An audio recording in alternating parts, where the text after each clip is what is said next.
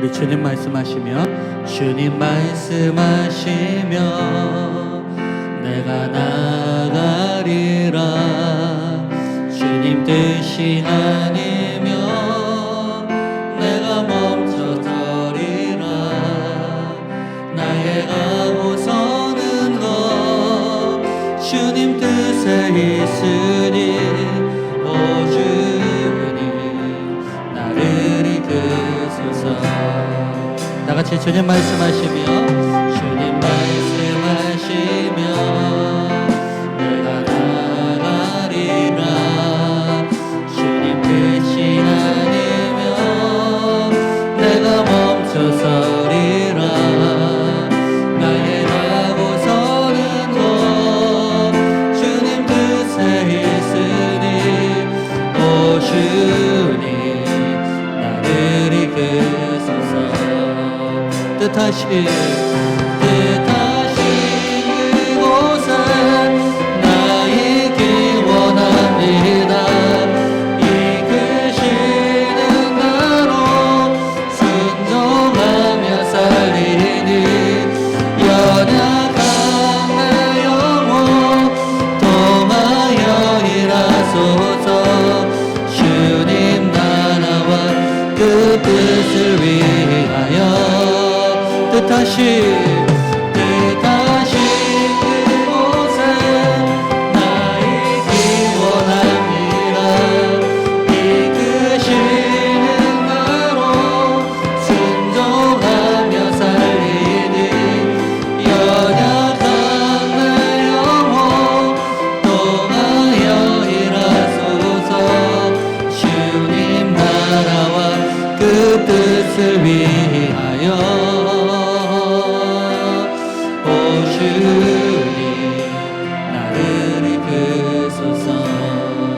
오 주님, 오 주님 나를 이끄소서. 우리 마지막으로 오 주님, 오 주님 나를 이끄소서. 우리의 삶을 지금도 이끄시는 우리 하나님께 영광의 박수 올려드리시겠습니다. 할렐루야. 하나님께서 우리가 보이지 않지만 하나님께서 우리의 삶을 지금도 인도하고 계신 줄 믿습니다. 믿으십니까? 할렐루야. 믿으십니까? 우리 시간 함께 찬양할 때 우리 할렐루야를 힘차게 불러 우리 함께 찬양하도록 하겠습니다.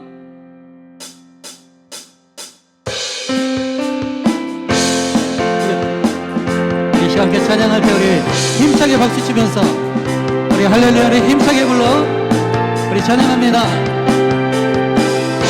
다 같이. 대산을 넘어 언덕에 가도 빛 가운데로 걸어가며 주께서 항상 지키시기로 약속한 말씀 변질한 일. 다시 한번. 대산 넘어 대산을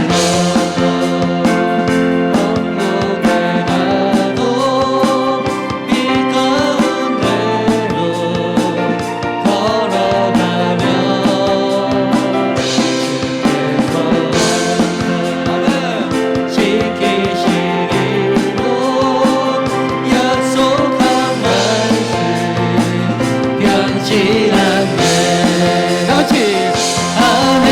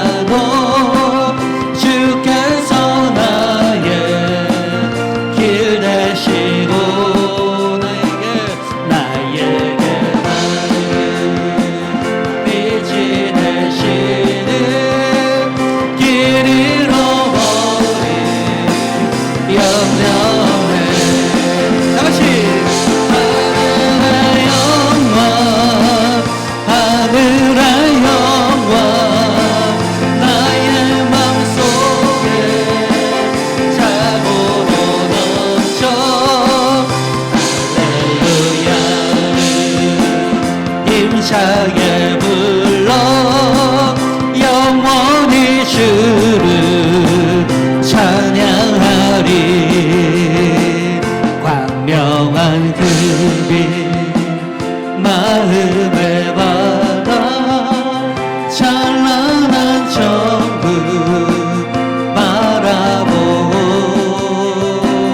할렐루야를 힘차게 불러 날마다 빛에 걸어가리. 다같이 하늘의 영광 하늘의 영광 나의 맘속에 차고도 넘쳐 할렐루야를 힘차게 불러 영원히 주를 찬양하리. 우리 목소리로만 하늘의 영광 하늘의 영광 하늘의 영광 나의 맘속에 차고도 넘쳐 할렐루야를 힘차게 불러 영원히 주를 찬양하리. 다같이 하늘의 영광 하늘의 영광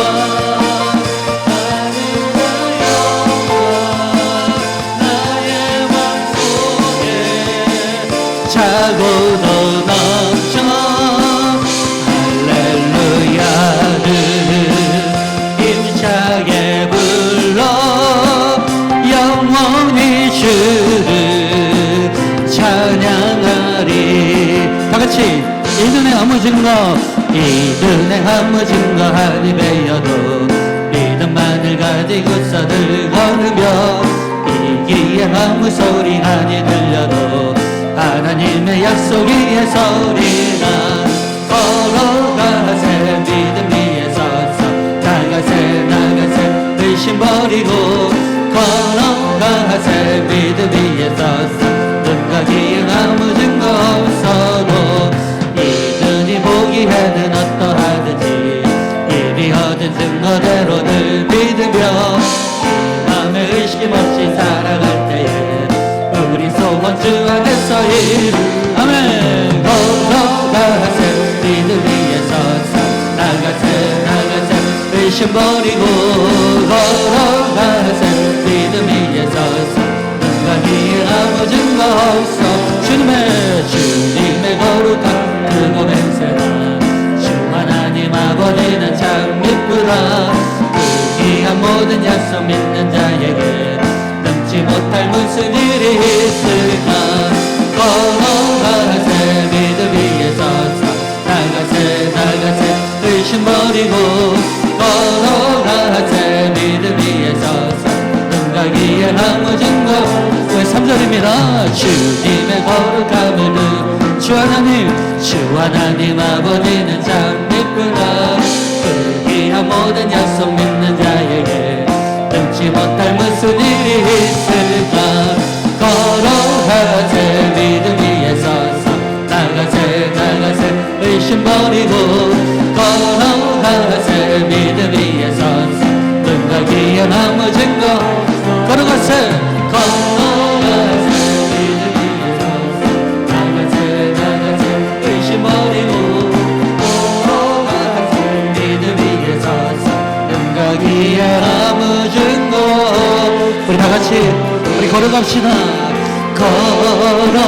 걸어가세 믿음 위에서 나가세 나가세 나가세 의심 버리고 걸어가세 믿음 위에 서서 눈과 귀에 다시 한번 걸어가세 믿음 위에 서서 할렐루야.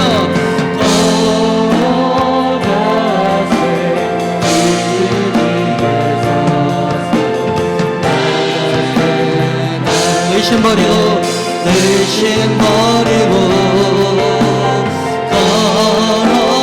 걸어가세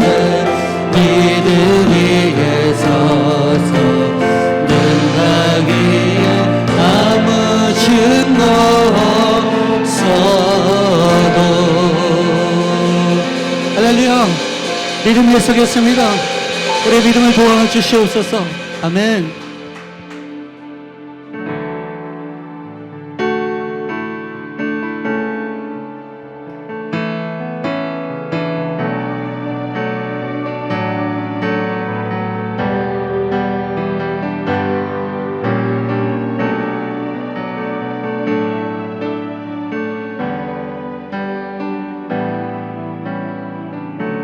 함께 고백하시겠습니다.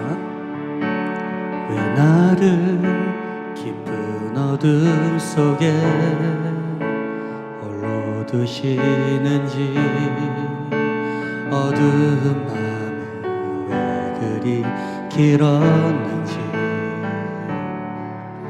나를 고독하게, 나를 낮아지게, 세상 어디 곳이 없게나 하셨네.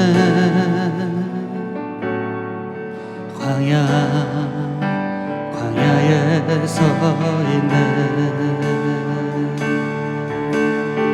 다 같이 왜 나를 깊은 어둠 속에, 왜 나를 깊은 어둠 속에 홀로 두시는지, 어둠 길었는지, 나를 고독하게, 나를 낮아지게, 세상 어디도 기대 곳이 없게 하셨네.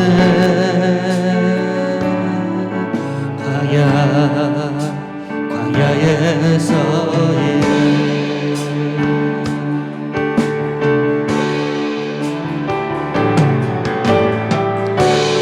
주님만 내 도움이 되시고, 주님만 내 빛이 되시는, 주님만 내 친구 되시는 광야.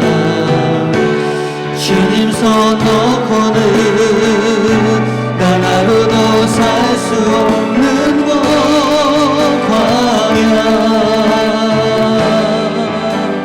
광야에 서 있네. 우리 다 같이 일어나셔서 고백할까요? 왜 나를 깊은 어둠 속에 홀로 두시는지, 어두운 마음 왜 그리 길었는지,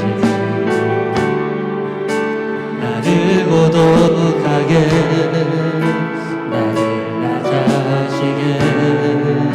세상 어디 기댈 곳이 없게 하셨네.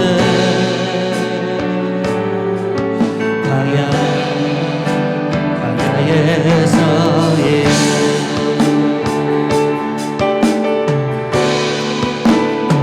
다 같이 고백합니다.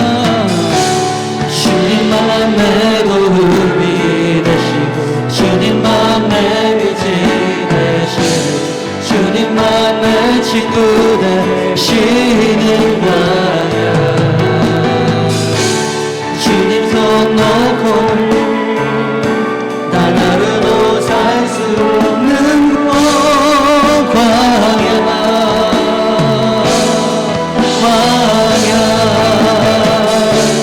주께서 나를 사용하시려, 나를 더 정결케 하시려, 나를 택하여 보내신 그곳 광야. 성령님의 영을 다시 태어나게 하는 곳, 광야. 주께서 나를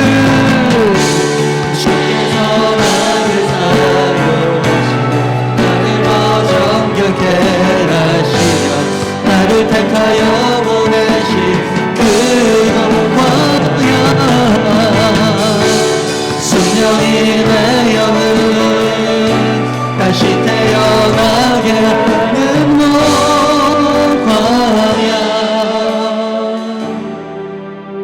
광야에 서 있네.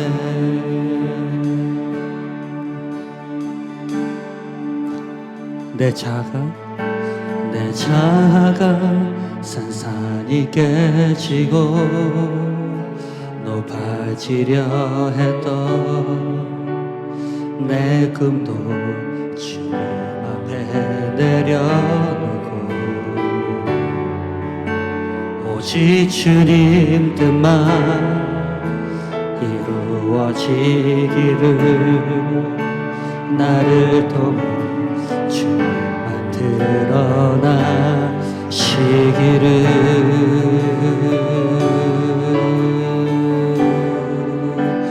광야를 지나며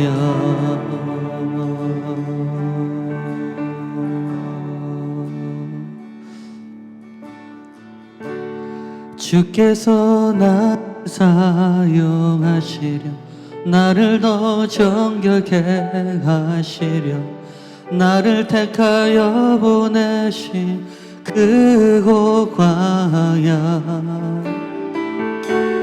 성령이 내 영을 다시 태어나게 하는 곳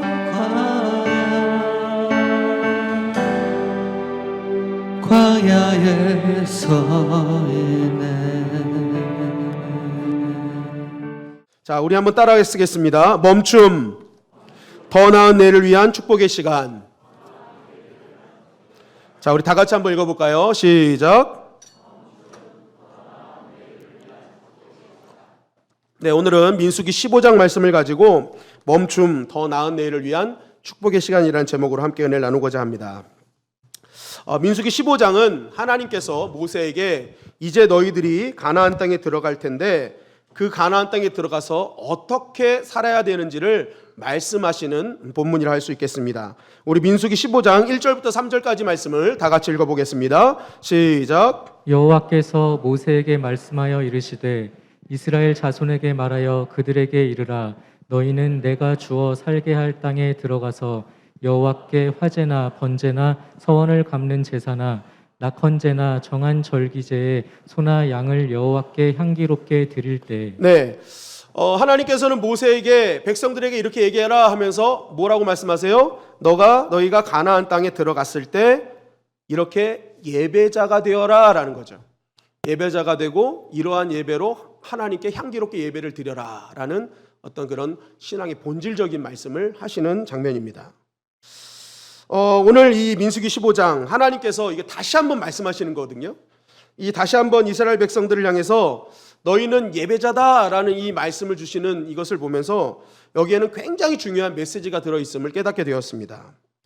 여러분 지금 이 하나님께서 이 말씀을 주시는 타이밍을 우리가 좀 잘 봐야 되는데 그동안 한번 우리가 좀 되돌아보면 최근까지 우리가 돌아본 이스라엘 백성들의 현장의 모습은 무엇이었습니까? 하나님 백성으로서 계속 실패하는 연속이었단 말이에요. 민수기 11장에 보니까 뭐예요? 여호와께서 들으시기에 백성이 악한 말로 원망을 합니다. 그래서 하나님께서 제단 중앙에 불을 떨어뜨리면 다 죽기 때문에 제단 끝자락에만 떨어뜨리면서 하나님께서 뭐예요? 다시는 그러지 마라라는 어떤 기회를 주시는 장면이 나오지요. 그리고 민수기 12장에서는 미리암의 시기 질투로 인해서 비방을 합니다. 그리고 결국 그것으로 나병을 걸리는 사건이 벌어지요. 그리고 민수기 13장 14장에서는 우리가 지난 2주 동안 함께 읽었지만 신앙의 불신앙, 그러니까 불신앙으로 말하는 사람들에게 선동당해서 결국 하나님께서 약속하신 땅, 가나안 땅을 2년 만에 들어갈 수 있음에도 40년이 미뤄지는 그러한 일들이 벌어지고 있는 그 실패 현장이란 말이죠. 그 실패 현장, 그 타이밍에 하나님은 이스라엘 백성들을 멈추게 하시고 그들에게 진정한 하나님의 백성으로서의 본질이 무엇인지를 새롭게 다시 한번 알려주시는 장면이 민수기 15장 말씀이라는 것입니다. 즉 하나님께서는 실패 현장에 있는 이스라엘 백성들을 계속 광야로 밀어넣지 않으시고 잠깐 멈춰라 하고 하나님께서 하나님의 백성들이 꼭 가지고 가야 될 정체성 그리고 하나님의 백성들이 꼭 해야 될 일들이 무엇인지 어떤 그런 것들을 다시 한번 본질에 대해서 말씀해주고 계시는 것이죠. 여러분 민수기 15장에서 이렇게 일하시는 하나님을 보면서 우리는 하나님께서 우리 신앙생활 가운데 정말 원하시는 것이 무엇인지를 한 가지 깨닫게 됩니다. 그것이 무엇이냐? 우리가 신앙생활을 할 때 하나님을 향해 멈추는 일은 반드시 있어야 된다라는 거예요. 그 멈춤을 통해서 다시 한번 내가 지나왔던 나의 신앙생활을 점검하고 앞으로 내가 가야 될 길은 어떻게 가야 되는지를 이렇게 궤도를 수정하는 그러한 일들이 반드시 우리의 삶 가운데, 우리의 신앙 가운데 있어야 한다는 것입니다. 특별히 우리가 신앙생활을 하다 보면 연속된 실패를 경험할 때가 있거든요. 하나님 앞에 너무나 부끄럽고 연약한 나의 모습을 보면서 좌절하고 낭망하는 그 시기가 오거든요. 그때 해야 될 일이 무엇이냐? 그 낭망과 실망의 자리에서 허우적거리지 말고 다시 한번 제대로 멈춰서서 내가 왜 실패했는지, 왜 지금 이 현장에 내가 와 있는지에 대한 정확한 점검이 굉장히 필요하다라는 것을 오늘 말씀 우리에게 증거하고 있는 것입니다. 여러분, 우리가 신앙생활하면서 그럴 때 있지 않습니까?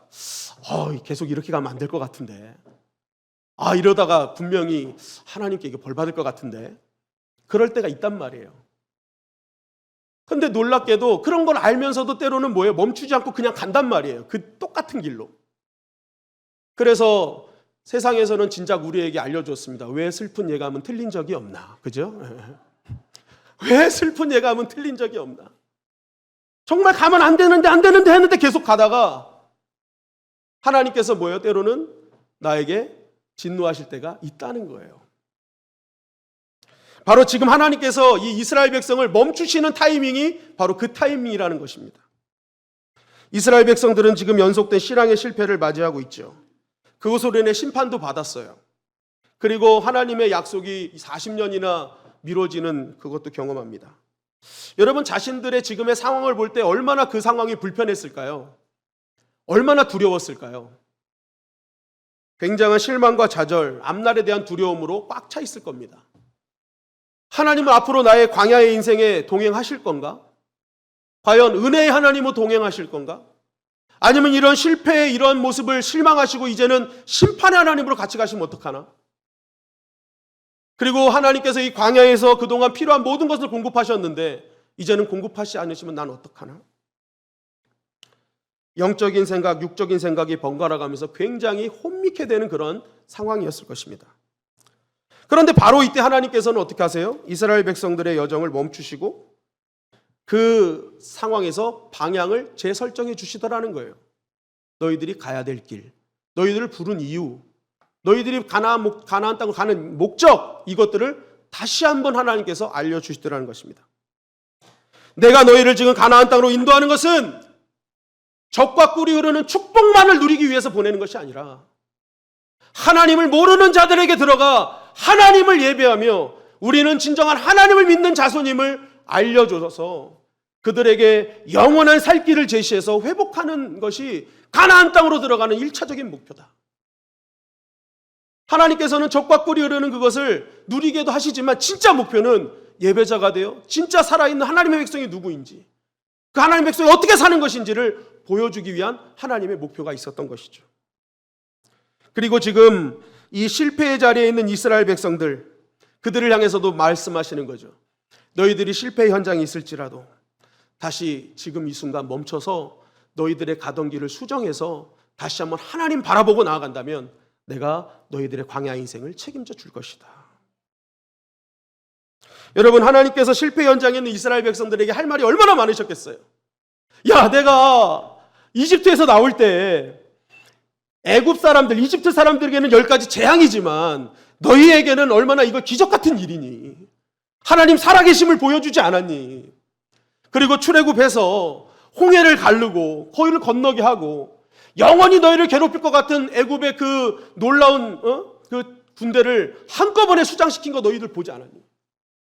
목마를 때, 배고플 때, 필요할 때 공급하는 나의 은혜를 경험하지 않았니? 그런데 어떻게 이렇게 불신하고 살 수 있니?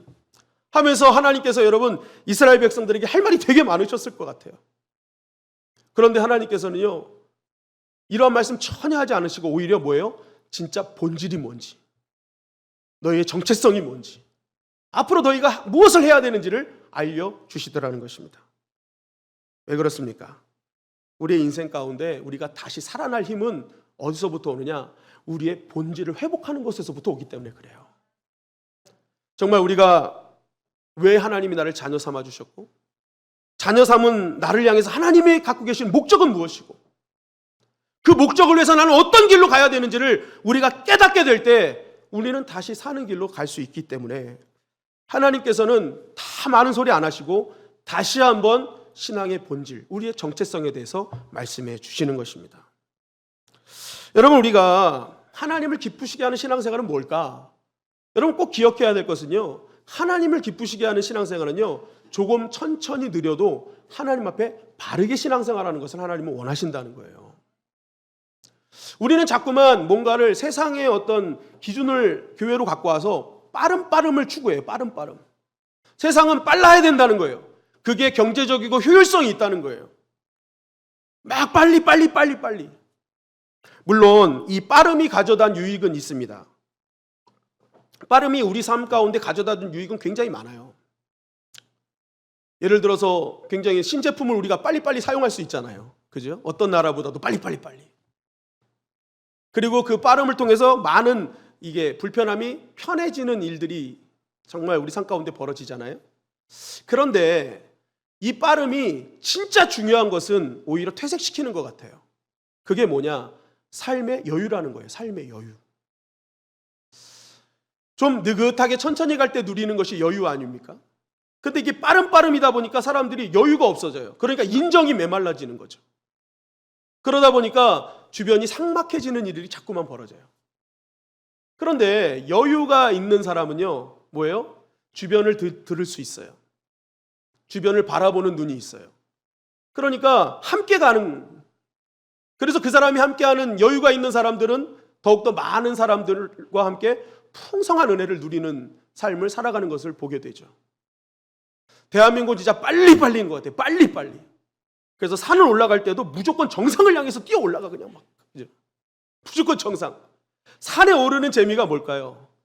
산에 올라가며 천천히 낙엽도 밟고 소리를 들으며 팔랑거리는 그 나무를 바라보며 하나님이 살아계시고 정말 아름다운 꽃들을 보면, 야, 우리 설제선이 여기도 있구나, 막 이러면서 이제 얘기하고 다니고, 그럼 막 집사람도 좋아하고 막 그런 게 막 그게 행복 아니겠어요? 그런데 그냥 손살같이 올라가서 그 위에 도로에서 사진 하나 찍는 게 전부야, 이렇게. 그러니 그런 시도 있잖아요. 올라갈 땐 못 보았네, 내려갈 때 바라보 뭐 그 꽃, 뭐 그런 시도 있잖아요. 올라갈 때 정신없이 올라가다가 그 아름다운 거 다 놓치고 이제 꺾어져 내려오는 인생의 내리막길에서 결국 그 아름다움을 발견하는 그 안타까움 아니겠습니까? 여러분, 우리가 정말 하나님께서 기뻐하시는 신앙생활은요, 조금 느려도 목적을 알고 천천히 바르게 하나님이 기뻐하시는 신앙생활하는 것, 그것을 하나님께서 기뻐하신다는 거예요. 그런데 그 기쁨을 우리가 언제 누릴 수 있느냐? 언제 우리가 바르게 갈 수 있느냐? 우리의 삶 가운데 때로는 하나님께서 멈추라 하실 때 멈추고, 또한 내가 이대로 가면 안 되는데 하는 그러한 마음이 생길 때 개인적으로 멈춤을 선포하는 시간이 있어야 된다는 것입니다. 그래서 정말 내가 지나온 길을 되돌아보며 정말 하나님께서 기뻐하시는 길이었는가? 내가 이대로 계속 유지하면 나의 인생의 후반전은 어떻게 될 것인가를 묵상해야 된다는 거예요.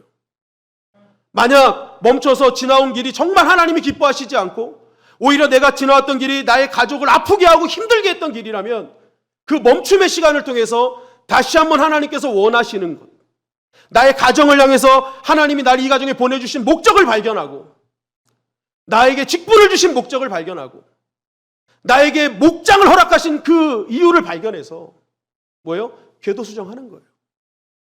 그렇게 그러한 멈춤의 시간을 통해 하나님과 독대하는 시간을 가질 때 우리는 조금씩 더 바르게 하나님이 기뻐하시는 그러한 길을 갈 수 있는 것이죠.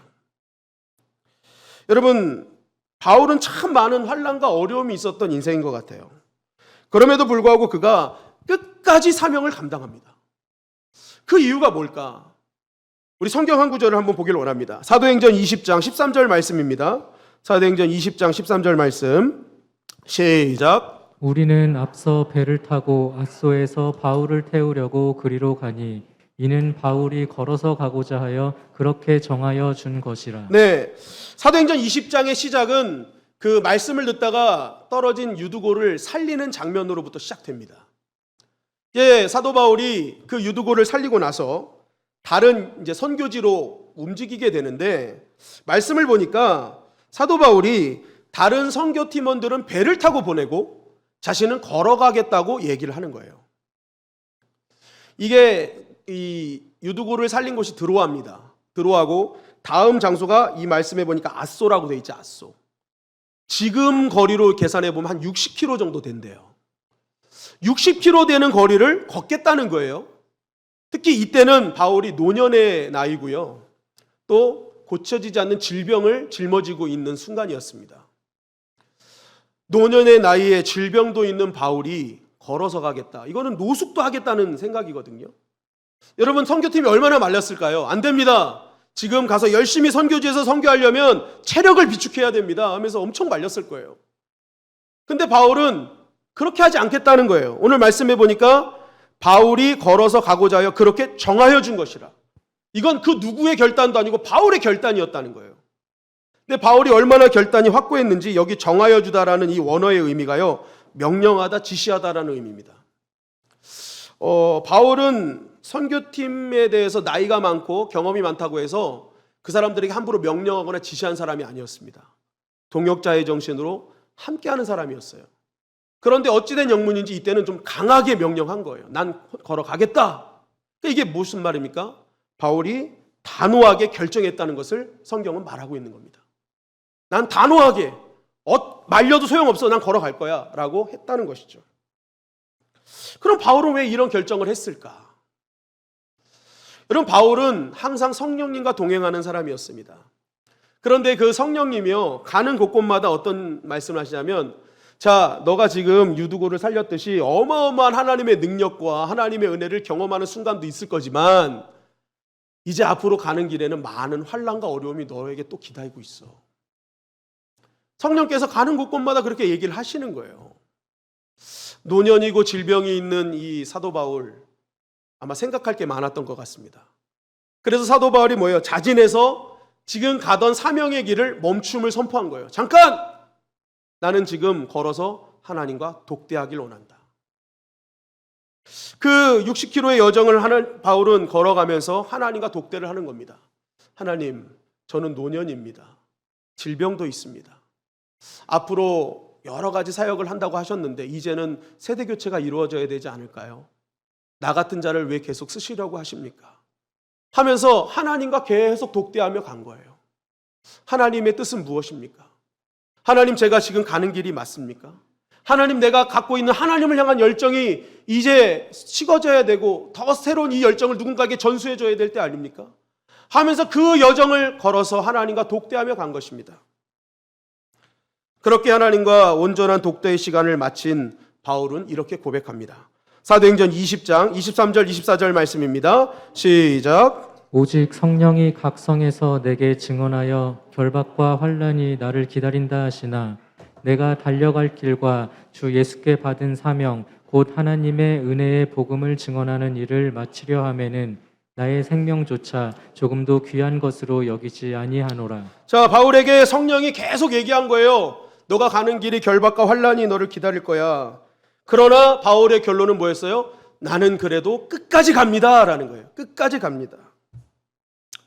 바울이 하나님과 독대의 시간을 가지며 사명을 멈추고 하나님의 뜻을 물을 때 그것을 깨달은 거예요. 노년의 나이보다, 내가 갖고 있는 질병보다 그것을 이기실 하나님의 은혜는 더 크다. 하나님께서 함께 하시기만 한다면 그 어떤 것도 뚫고 나갈 수 있었던 것을 깨닫게 된 것입니다. 그래서 그 어떤 일보다도 가장 가치 있는 복음 전하는 일을 나는 생명보다 더 귀하게 여길 것이다. 하나님께서 나의 생명의 주관자시니 죽어도 하나님, 살아도 하나님이시다. 살리시는 것, 죽이시는 것 다 하나님의 뜻이다. 그 결론을 내었던 것이죠. 여러분, 사도 바울이 왜 끝까지 사명을 감당했느냐? 사도 바울의 인생 속에는 항상 하나님을 향한 독대의 시간이 있는 거예요. 자신의 인생에 멈춤을 선포하고 하나님과의 시간을 마련하며 가야 될 목적, 하나님을 기쁘시게 하는 것이 무엇인지를 함께 나누는 시간이 있었다는 것입니다. 여러분, 우리의 삶 가운데 이처럼 시간을 정해서 주님과 함께 영적으로 주님과 접촉하는 이 시간은 너무나 중요하다는 것이죠. 그래야 그 시간을 통해서 지금까지 걸어온 나의 삶에 잘못된 것을 수정하고, 그리고 앞으로 인생의 후반전에 바르게 갈 길을 걸어감으로 말미암아 전반전에 누리지 못했던 인생의 후반전에 풍성한 하나님의 은혜를 누릴 수 있다는 것이죠. 여러분, 마찬가지로 우리의 삶 속에 이러한 바울과 같은 은혜를 경험하길 원한다면, 여러분, 바울이 이 결론을 내고 얼마나 홀가분했겠습니까? 나는 이제는 생명을 생각하지 않겠어. 그냥 나는 끝까지 가는 거야 하고 딱 결론을 내리니까요, 이때부터 흔들림이 없는 거예요. 목적지에 대한 정확한 그 정보와 그것을 알게 되니까요, 이제는 흔들림 없이 가는 겁니다. 그러니까 어떠한 난관도 바울을 멈추게 할 수 없었다. 여러분, 이러한 은혜를 누가 누립니까? 마찬가지로 우리도 날마다 우리의 삶 가운데 멈춤을 선포하고 하나님과 독대하는 시간을 가진 자만이 누릴 수 있는 은혜 중에 은혜라는 것이죠. 그러한 멈춤의 대표적인 시간이 어느 시간이라는 거예요? 오늘 성경 말씀해 보니까 그것이 바로 예배라는 것입니다. 예배. 여러분, 예배는요, 정말 하나님께 집중하도록 모든 것이 다 하나님께 향한 완전한 그런 프로그램 아닙니까? 찬양부터 기도, 말씀, 정말 모든 것 하나 빠짐없이 오직 하나님을 향해서만 집중되어 있는 시간이 예배라는 거예요. 여러분, 그래서 우리가 일주일의 시간을 지나오고 이 한 주간의 이 시간의 멈추는 이 시간이 얼마나 중요한 시간인지 우리는 깨달아야 되는 것이죠. 하나님께서 6일을 열심히 창조하시고 7일째 쉬십니다. 멈춤을 선포하신 거예요. 그리고 나서 무엇인가? 너희들도 멈춰라. 안식을 선포하시잖아요. 여러분, 진짜 안식은 뭐예요? 내가 육신이 피곤하니까 오늘 예배가 있으니까 집에서 좀 쉬어야지, 이게 안식이 아니라는 거예요. 정말 하나님 앞에 나와 하나님을 독대하며 지난 일주일 시간을 다시 한번 되돌아보고 정말 하나님이 기뻐하시는 일이었는가 아니었는가를 확인하며 이 시간을 통해서 다시 한번 하나님이 원하시는 것은 무엇일까? 오늘 이 말씀을 통해 나에게 주시려는 하나님의 음성은 무엇일까를 내 안에 심어놓고 가는 이 시간이 진짜 안식이라는 거예요. 그럴 때 뭐예요? 정말 하나님께서 주시는 안안함이 아닌 평안이 임하는 것이죠.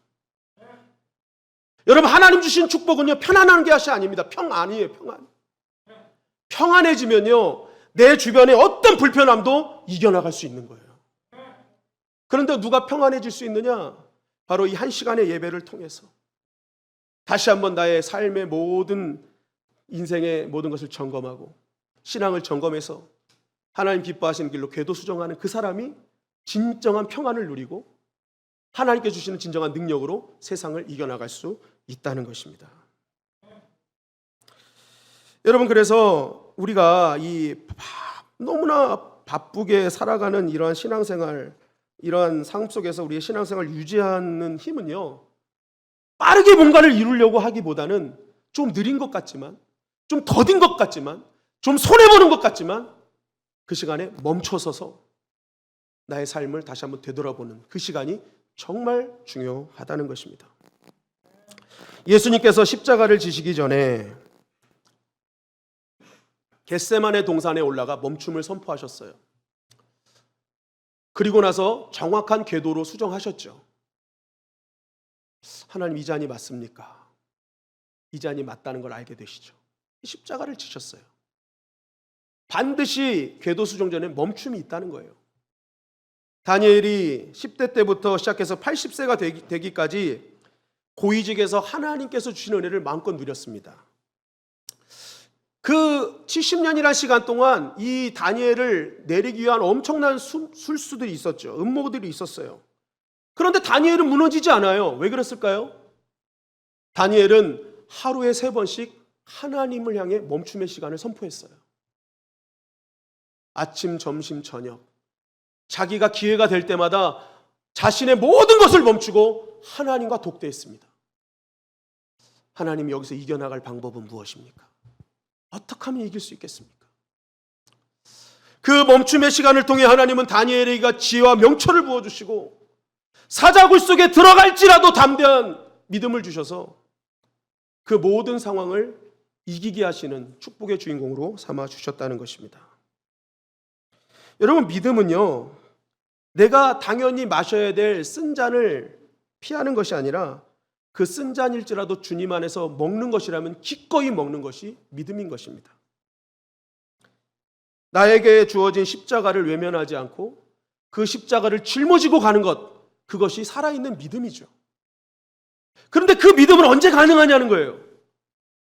그것은 바로 내가 멈춰 서서 이것이 하나님의 뜻인지 아닌지를 묻고, 정말 하나님께서 그것이 맞다고 하신다면 그것을 결단을 내고 믿음으로 나아가는 그 사람만이 감당할 수 있는 능력이라는 거예요. 여러분, 어떤 강의를 제가 봤어요. 어떤 강의를 봤더니 이런 얘기를 합니다. 지금의 행복은 잘 보낸 시간에 대한 보상이다. 반대로 지금의 불행은 잘못 보낸 시간의 보복이다라고 이렇게 말하더라고요. 그러니까 지금 내가 행복한 시간은요, 왜 이게 왔느냐? 그 전에 잘 보낸 시간에 대한 보상이라는 거예요. 근데 지금 내가 불행한 것은요, 그 전에 잘못 보낸 시간이 나한테 보복하는 거라는 거죠. 그러면서 이렇게 말합니다. 이 말은 결국 우리의 인생은 내가 어떻게 준비하느냐에 따라서 우리의 인생은 전반과 후반이 완전히 달라질 수 있다는 거죠. 내가 어떤 시간을 보내느냐에 따라서 인생은 달라질 수 있다. 우리 신앙도 마찬가지입니다. 여러분, 우리의 신앙도 내가 잠시 멈춰서 나의 신앙을 되돌아보느냐 안 되돌아보느냐, 이것이 어마어마한 차이를 우리 삶 가운데 나타날 수밖에 없다는 거죠. 스포츠에도 보면은 강한 팀의 특징은요, 후반이 강해요. 저력이 있어요. 그런데 왜 후반이 강할까 보면요, 이 전반전과 후반전 사이에 있는 하프타임이 있죠. 멈춤의 시간이 있어요. 그 하프타임을 어떻게 보내느냐에 따라서 강팀과 약팀이 구분이 되더라고요. 강팀은 그 짧은 시간이에요. 이 하프타임 시간 한 10분 정도밖에 안 돼요. 그러나 이 10분 동안 전반전에 실패했던 전술을 포기하고 다시 이 상대팀을 이길 수 있는 전술이 무엇인지를 연구해서 적세적소의 선수를 다시 한번 배치해가지고 새로운 전술로 나아가는 거죠. 그러니까 강팀은요, 전반과 후반이 전혀 새로운 팀으로 등장이 돼버리는 거예요. 그러니까 여러분, 이 강팀의 조건은요, 이 짧은 멈춤의 시간을 어떻게 보냈느냐의 차이에서 강팀과 약팀이 구분된다. 우리 인생이 전반전과 후반전이 다르기 위해서 필요한 것이 무엇이냐?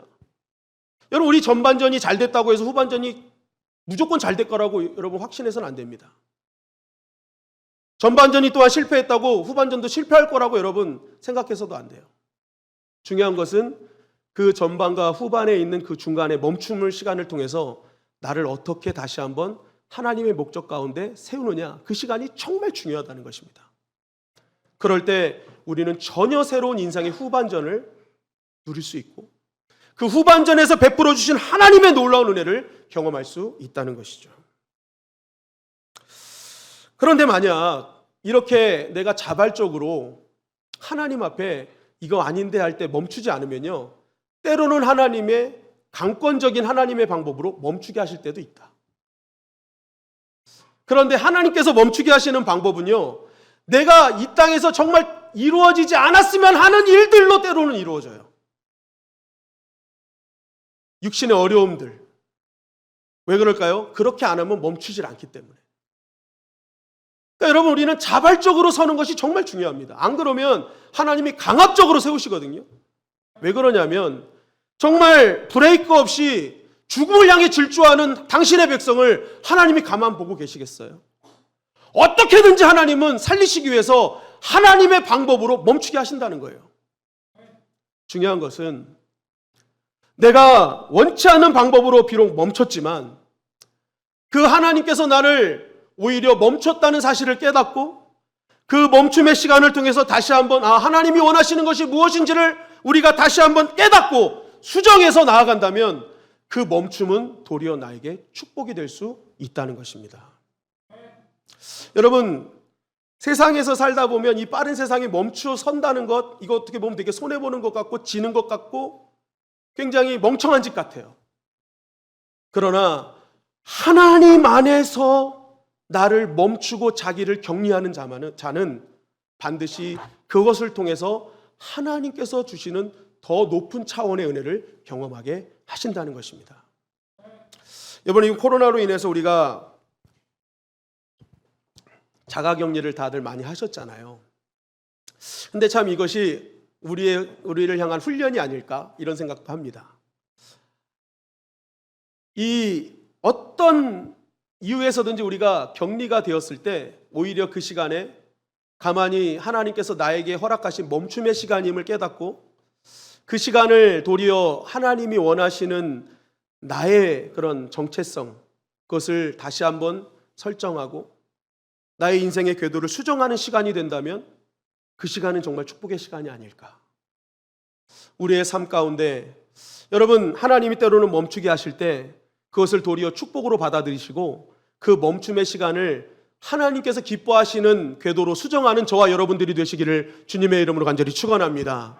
그리고 내가 만약 신앙생활 할 때 이거 더 이상 안 됐는데, 이렇게 하면 안 되는데 하는 마음이 들어올 때, 성령께서 주신 감동이 있을 때 여러분 자발적인 멈춤을 선포하십시오. 그리고 더 하나님께 예배드리시고 더 하나님께 기도함으로 정말 그 시간 가운데 주시는 하나님의 음성으로 우리의 삶을 바꾸어 나간다면 우리의 인생의 후반전은 하나님께서 열어주실 더 놀라운 은혜와 축복으로 가득 차게 될 것입니다. 오늘 이 말씀 꼭 기억하셔서 하나님 앞에 멈춤을 선포하고, 때로 하나님이 멈추어라 하실 때는 정말 그것이 축복의 기름을 기억하고 멈춰서 더욱더 하나님께 영광 돌리는 저와 여러분들이 되시기를 주님의 이름으로 간절히 축원합니다.